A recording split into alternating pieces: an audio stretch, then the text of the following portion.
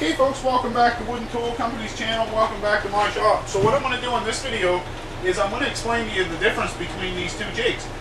This is the newer style there that you can buy, that, you know, the new K3 jigs.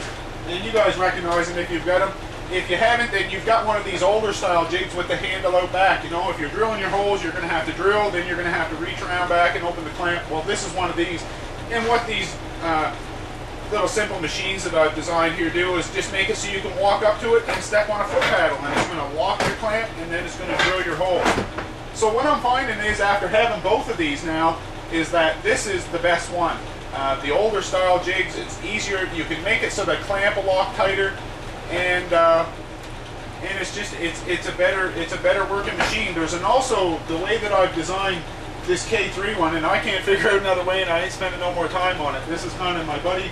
He's going to get this, and if he wants to tinker with it, make it work better than he can, but this is all I need right here for drilling my pocket holes now, and this is as far as I'm going to take it. Unless I put a motor on it. You guys are going to have to decide on that one. If you want me to put a motor on one, folks, then leave me lots of thumbs up, and you know what? I'll put a motor on one and make it all happen. Bang, bang, bang, bang, and just have a little crank that's hitting her, you know what I mean? It'd be easy to do, and put a set of wheels in there. It wouldn't be hard to do, but it would just be for a fun run and see how fast I could make it go, maybe, you know what I mean, and drill them an inch apart or something like that, you know, and it would just be a fun run. But for me, this is plenty fast enough. Just being able to walk up, have both hands free, drill a pocket hole is just great. So this one's easier to push the foot pedal. I can push this with my hand, no problem. This one only uses two springs. It uses one for the clamp and it uses one for the drill.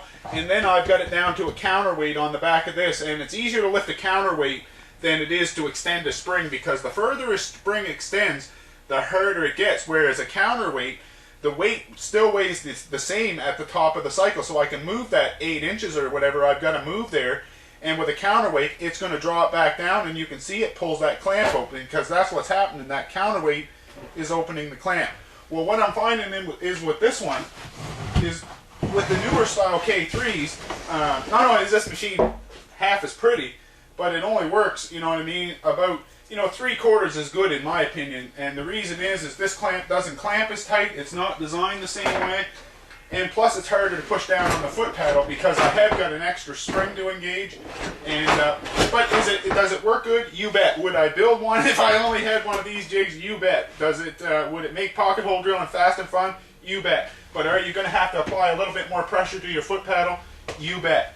And what I'm going to do is show you the difference here. So the way that this is actually the machine that you guys see in the videos getting built. All I did was to modify this is just make a little slight change out back, as I've mentioned before.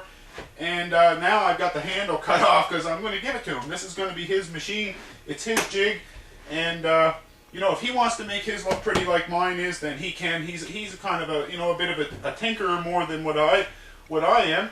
And you know, but he's more than capable of making this look pretty now that I've got it working for him. So what I'm going to do in the rest of the video is bring this one over and show you the difference between the two. And you know, maybe you guys can come up with something better. But I'm done fooling with it, folks. The only thing I might do, like I said, is put a motor on one. That'd be fun.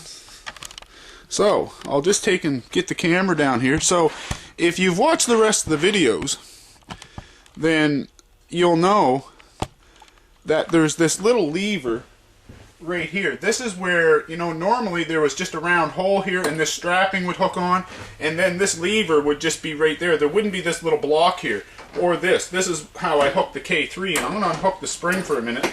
So normally this lever would just pull down, and that would be the drill cycle, and then when it came that far, there's where the drill would be at the top of the cycle, and then when it went the rest of the way, that's what used to tip that lever down, or the handle back, and it used to pull on the bike chain, which used to open the clamp. Well, so the difference between the two jigs is obviously this one's got the handle out back. So what I did was, it was a pretty simple and pretty fast transition, folks. It only took a few minutes to, you know, to get the jig lined up in there, and then of course I had to reset the drill slides, which took a fair bit of time, and then you know, then I just cut a slot out of the back. As you can see, I cut that, you know, from the hole right back to the jig so that the handle would clear, and then I just put this cable clamp on the end. And then what I did was, how I got that block height was, when the drill was at, you know, there's the drill stage when it came to the top of the cycle, there's the drills at the top. Well, I just let my clamp, you know, I had my clamp so it was locked shut, and then I just added this cable, you know, I added this little block to the top of that lever. Just put a couple of pocket screws and pocket screwed it down, and made sure it was the right length there, that it hit the clamp in the certain spot that it would cause it to open. You can see it just rubs up against it, and it would cause it to open at the top of the cycle. And then when the problem was hooking onto it, you know, it was no problem to bump up against it and get it to open, but it was getting it to close that, you know, was the big problem. So I had to hook onto this same lever, and all I did is cut a piece of spring and hooked it onto that cable clamp, and this seems to do it. It'll cause it if you tension this the right way, and you've got a good long piece. That's the secret. You've got to use a pretty good long piece of spring, and then, you know, this has got to travel about, you know, about 4 inches or so, or 5 inches, or 4 inches. So you got to stretch that spring 4 inches. And, you know, if it's a good long piece, then it doesn't put that much tension on this, and it'll cause that clamp to close like that. So there's the cycle. So it's not that much of a difference. But this spring, because you have to engage that when you drill the hole, makes this harder to push by that much. And you know, and it is, and then, you know, plus you're lifting that weight, so it is there is a significant difference in the amount of pressure needed to drill the hole. But is it easier than drilling it the old way, opening and closing the clamp? You bet. All you got to do is put a nice big foot paddle, and you put your stand on it, and you guys will start having fun drilling pocket holes, even if you own one of these jigs. So hopefully you guys are having fun watching my videos, and I hope you keep tuning in.